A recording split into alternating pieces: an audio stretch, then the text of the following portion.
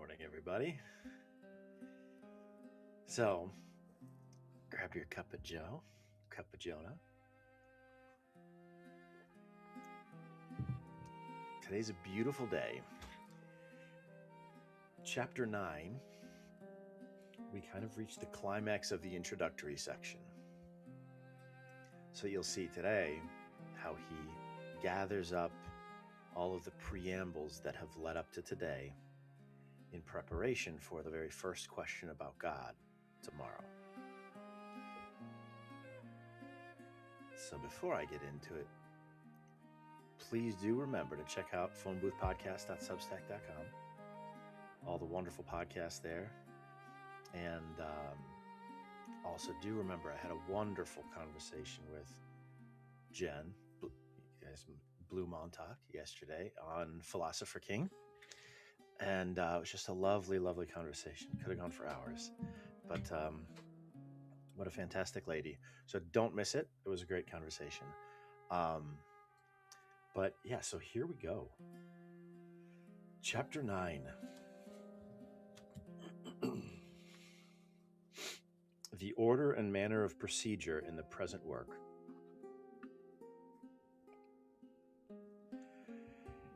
It is clearly apparent from what has been said that the intention of the wise man ought to be directed toward the twofold truth of divine things and toward the destruction of the errors that are contrary to this truth. One kind of divine truth the investigation of reason is competent to reach, whereas the other surpasses every effort of reason. I am speaking of a twofold truth of divine things, not on the part of God himself, who is truth one and simple, but from the point of view of our knowledge, which is variously related to the knowledge of divine things. Now, to make the first kind of truth known, of divine truth, known, we must proceed through our demonstrative arguments, by which our adversary may be convinced. However, since such arguments are not available for the second kind of divine truth, that is, that which is beyond the grasp of reason, it should be to answer his arguments against the truth. For as we have shown, the natural reason cannot be contrary to the truth of faith. The sole way to overcome an adversary of divine truth is from the authority of Scripture, an authority divinely confirmed by miracles. For that which is above the human reason, we believe only because God has revealed it. Nevertheless, there are certain likely arguments that should be brought forth in order to make divine truth known. This should be done for the training and consolation of the faithful, and not with any idea of refuting those who are adversaries. By adversaries, he just means those who don't already subscribe, so to speak, or who reject revealed truths.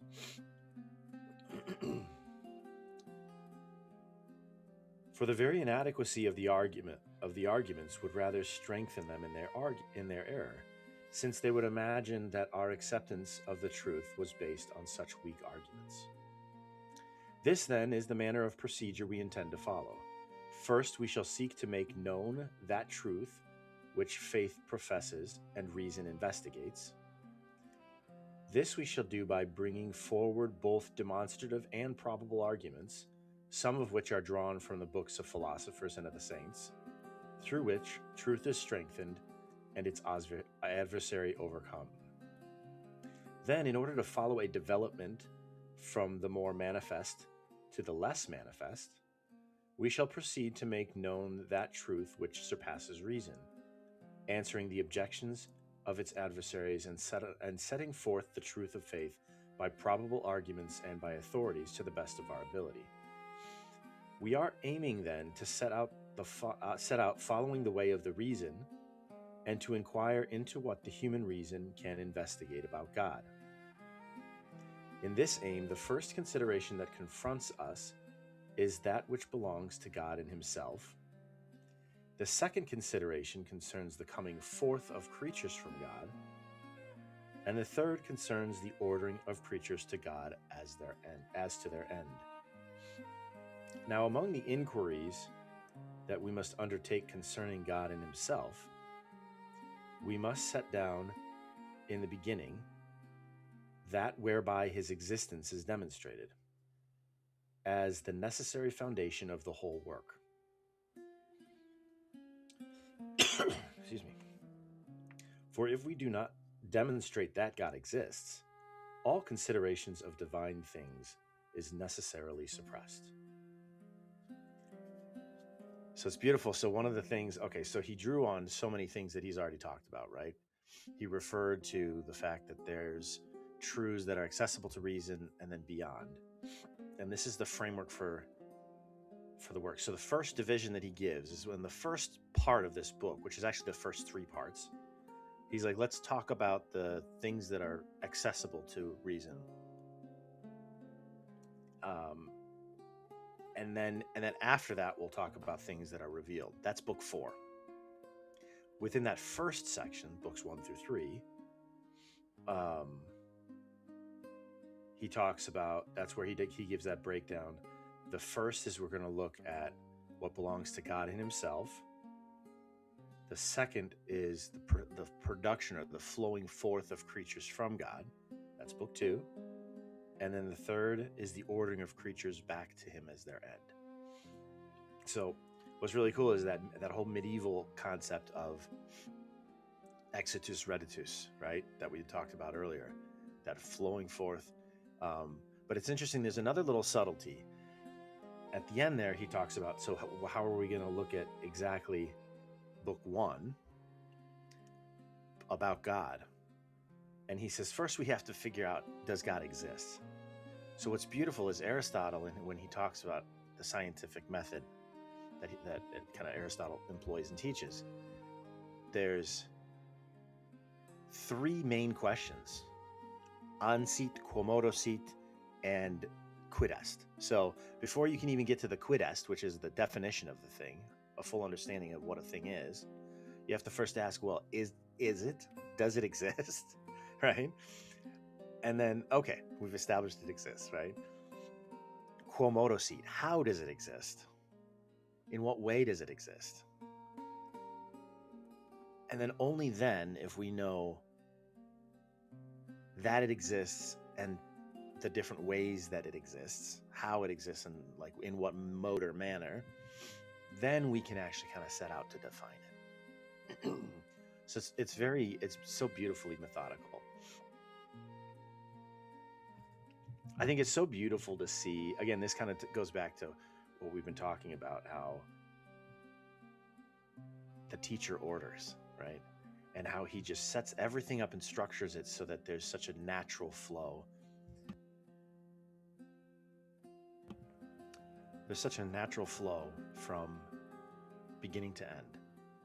So even just, we see in chapter 1, week and a half ago now, almost 2 weeks ago, where he reflects on the end, the goal is wisdom. And then he breaks down a preparation so that we make sure that we're actually know. So now we see today that not only was he kind of preparing our minds for the consideration of truth and then making distinctions to show that there's different kinds of truth, he's now using those very distinctions that he was elucidating and kind of setting out and explaining the differences. He's using each of those questions in a way to, it's like the wireframe that now he's going to fill in over the next 4. So you guys have heard me say it's 5 volumes. It's 4 books technically. Volume 3 is into 2 parts, but we'll get there when we get there. So it's just so beautiful how even just that whole thing, okay, well, what is, when we examine something, it's not only to lay out the truths and pursue the truths themselves, but also to like refute the errors or resist the contraries to those truths, the arguments against those truths that we need to address. Now we see the significance of that distinction because he says, well, look, when we get to that section about divine truths, we can't actually demonstrate any of those because they're revealed. So the most we can do is give probable arguments. So and probable arguments, and then kind of address and refute the errors against these notions. So it's beautiful because he even distinguishes here that he says, when we shall first seek to make known the truth which faith professes and reason investigates. So again, he's including both sometimes our reason, although we can get to it. Remember, I think it was like chapter 4 or 5, where he says, okay, but then it is fitting that truth is revealed, even if it's accessible to reason. It's still appropriate that it's revealed, because then more people will delight in that truth and grow from that truth and benefit from that truth. So he includes that here because he's like, okay, well, so we're going to be looking at demonstrative arguments for these truths that faith has revealed that are accessible to reason. So you're actually arguing, he's arguing to kind of hold up and demonstrate and show the truths there. But then when we get into the territory of things that are beyond reason, you can't just argue for those from reason itself, because there is no argument. They're beyond reason, right? So there he says, okay, well, at that point, we can just make probable arguments and answer objections. That's it, because it's beyond reason.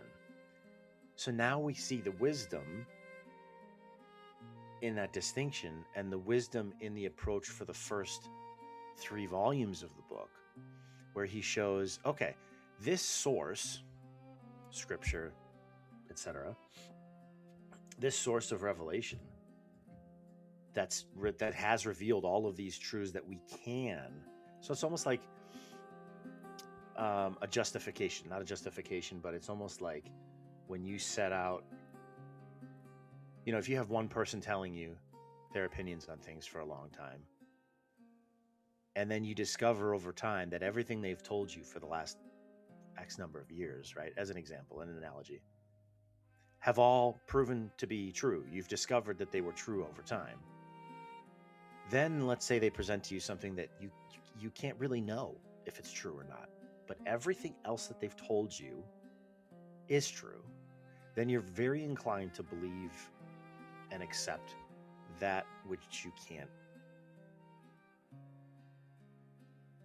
fully understand yourself or fully perceive. So if there's that continuity, and so the purpose of really unpacking all the truths that are accessible to natural reason that have also been revealed is to kind of to show by pattern almost, right?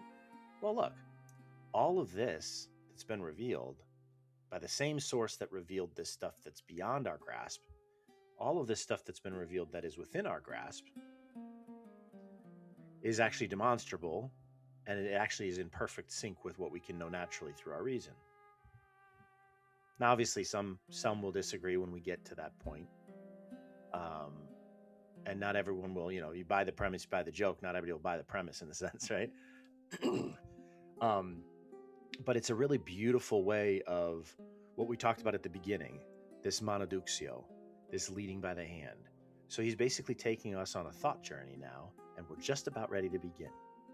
Because tomorrow, I'll read you the title for the exciting tomorrow, is the opinion of those that say the existence of God being self-evident cannot be demonstrated. So he's saying, okay, well, some people say it can't be demonstrated. Let's show that it can be, essentially, right? And then chapter 11, it refutes those errors that say that the existence of God can't be demonstrated. And then we go forward from there. But now he's actually answering that first question of Aristotle, ansieht. Does it exist? Does this thing called God, that some people call God, does that exist? So take away the word God, the first mover, this creator, right? Is that a thing? There are people who say it can't be demonstrated. It can't be known for certain. Well, Aristotle, not of the faith, not of any faith, he would agree. In fact, he demonstrated it. So it's cool. It's beautiful, because now he ties up today in a bow, and we see more clearly now in hindsight how all the distinctions mattered. It wasn't just for the sake of saying it that he said, well, the office of teacher is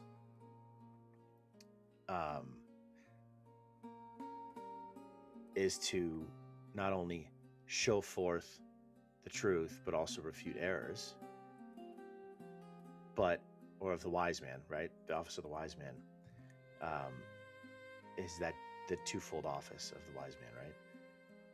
And now we understand better that distinction, because that's the framework that he's going to build out the whole series of books. And as we saw with Amy's question a few days ago, without knowing it, she asked the very question after the reading about whether or not reason could contradict, the truths of reason could be contradicted by the truths of the faith. Is there any contradiction there? And that was actually the topic of the next chapter. And so you guys will see time and time and time again. This is part of why I absolutely love this author, Thomas, because time and time and time again, as we've already begun to see, you'll see all the more moving forward, how so many questions that come up or are brought up in the one conversation and point, your mind naturally starts to ask the next question, monoduxio, the next question that's treated in the next chapter. So it's so beautiful. It's so exciting. So thank you for those who've reposted the stream. Dad Game, Shiva, appreciate you. Shiva says prime source energy, God. Okay, yes. I want you to put a pin in that though, Shiva, because is that a description that's apt? Is that enough to say he's prime source energy? God is prime source energy. That's the question I would put to you, which I think we'll hear some thoughts about that moving forward. But he's obviously the source of all things. He's not physical. He's definitely more in energy. He's in perfect act, right? He's perfectly who he is, God. And I say he for a reason. Aristotle referred to God as Father. But we'll get to that. We'll get to why that is. And it's, again, we have to recognize even what he said here. Remember, this is actually really important. I'm glad you asked this question. Or made that comment, I should say. Where does he say it?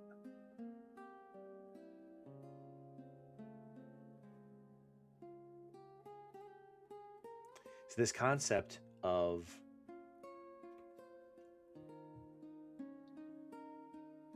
I lost my train of thought. This concept of God being, I totally lost it. Prime source energy. Apologize, guys. But anyway, so this idea of God. Oh yeah. Okay. Remember at the beginning of this chapter, he said that God is one and simple and simple in himself. He's perfect and simple. So when we say that, when we talk about different attributes of God, it's really just, it's like from our perspective and how we try to understand him, because he's simple and perfect in existence himself, as we'll see from our understanding. Reason. So Aristotle will say he's perfect and simple and unchanging. His existence is his essence. We talked about earlier, right? So when we talk about the intellect of God, or when we talk about his actions, or we talk about this or that, or we talk about we can ascribe those things, and it's more of like a logical distinction in our head because we're trying with complex way of understanding things. We're trying to express truths about something that's so far beyond our ability to express because it's so simple. God is so simple. So prime source energy, yes, but there's so much more to it than that. And so, yeah, I agree with you 100% prime source energy. But is there a better way to describe it? Is there a better word that includes more of the attributes instead of just a couple? Maybe that is a good description. Maybe not. So it'll be very interesting because I think we all agree that, you know, it's accessible to reason. Everybody who, every reasonable person who's taken any amount of time thinking about it knows that a God exists and that he is the source of all things. This is why even ancient, you know, Aboriginal tribes that have no exposure to the West, no exposure to Christianity, no exposure to Judaism, no exposure to any of that, or no exposure to any organized religion anywhere, they develop their own ritual and religion in every single native peoples in every single tribe, because innately we know in the core of our being that there is a God, a source, Shiva, to use your word. There is that prime source from which we all come and we all flow. And so that's exciting. So that's, but we have to remember, and he'll dig into this more, that our words, when we speak of God, there's truth to them, to these words and these concepts that we discuss and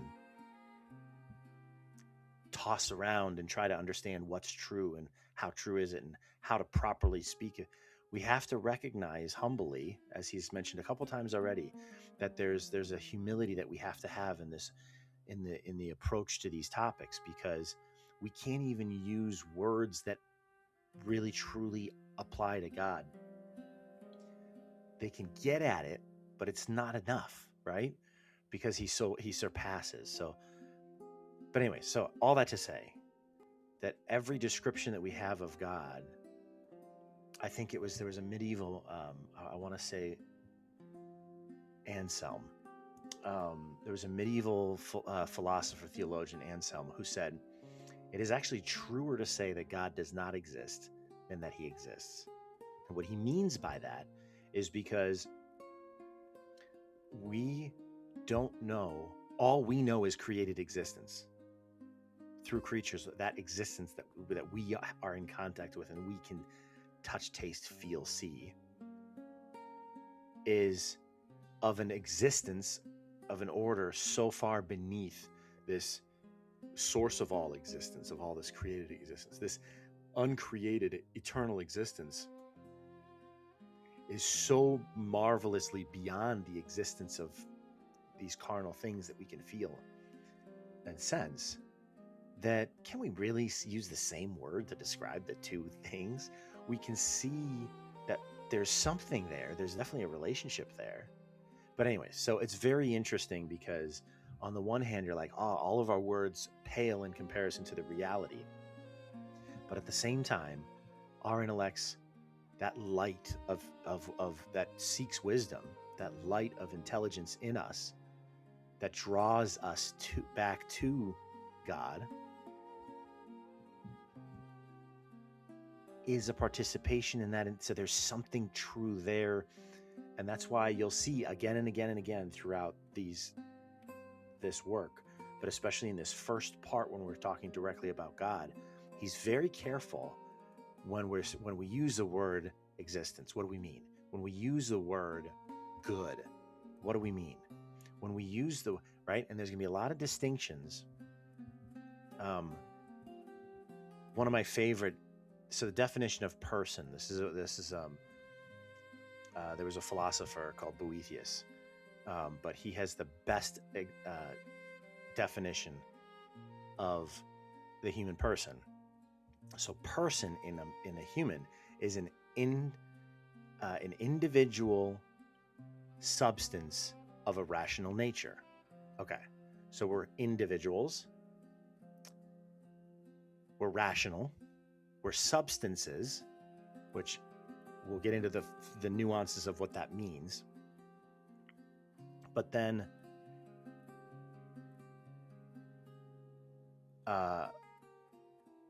okay, so individual. So the way of remotion is what he calls. So when defining, so he says, so we can, now when we talk about, take that idea of personhood, an individual substance of a rational nature, and then you have to remove this idea of rational, where there's this reasoning and thought process, to just knowing. If you want to apply it to angels, now you have an individual substance of an intellectual nature, because you've cut off that imperfection of our knowledge. Remotion means the way of removal, right? So we take something that's really well known, and then you take away, you start to cut away the pieces that are imperfect to try to get to a closer idea of what we mean about personhood in God, right? So when you get to angels, you have to take away this individuality. I mean, this rational idea, and then you go, okay, well, now they're just individual substances of an intellectual nature. Okay, but then when you get to God, you have to take away this concept of substance, because substance is in relation to things that like a substance is a man, right?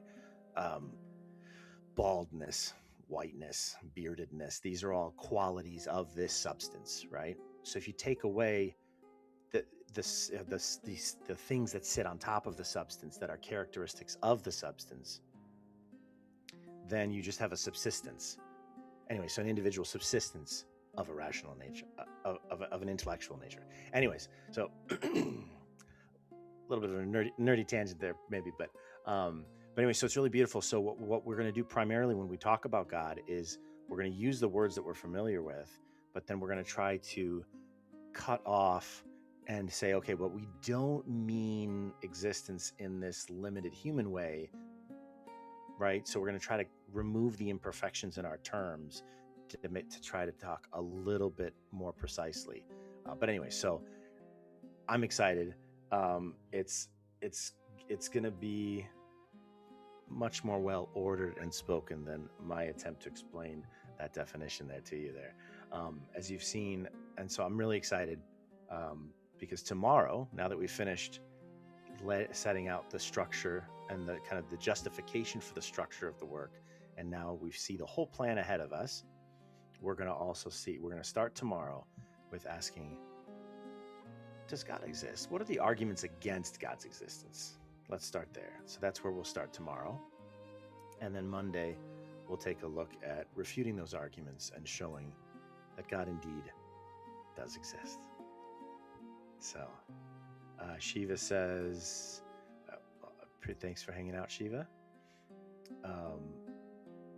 And then there will never be a description that will be enough due to the infinite vastness with that which is God. Amen. Agreed. Exactly. So we have to have that humility. That's wonderful, Shiva. Exactly. So we have to understand the limits to our words. And that's kind of what, in so many words, I was trying to convey there. But anyways, so make sure to tune in. So this weekend, obviously, again, we're going to reconvene here for another cup of Jonah on Monday morning at 8 a.m. Same time, same channel. But in the meantime, oh no, wait, what am I saying? No, tomorrow is Friday. Hello. So tomorrow we're going to have that first question about God. And then we'll, take the weekend off like normal. And then Saturday is the live stream with the phone booth guys. And so I look forward to seeing you all there as well. But thank you so much for joining me on the Cup of Jonah today. And we'll talk to you guys soon. Have a great day.